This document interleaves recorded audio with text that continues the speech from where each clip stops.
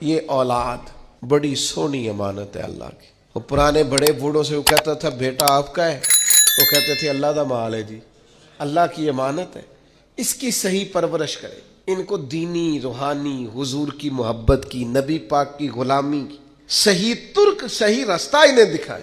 انہیں پیسے کمانے والی مشینیں نہ بنائیں، ان کا یہ ذوق نہ بنائیں کہ جیسے تیسے بھی ہو مال کمانا چاہیے۔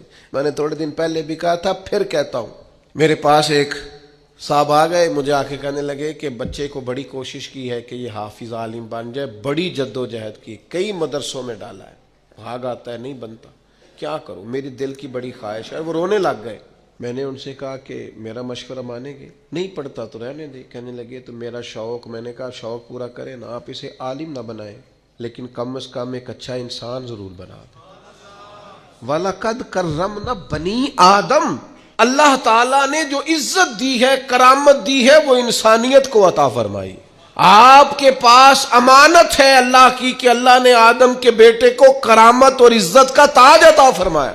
آپ اس کی قدر کریں، آپ امانت دار بنیں، آپ اس کا خیال کریں۔ آپ کے پاس اللہ تعالیٰ کی جتنی بھی امانتیں، ان کا خیال کریں، اپنی اولاد کو بہترین انسان بنائیں۔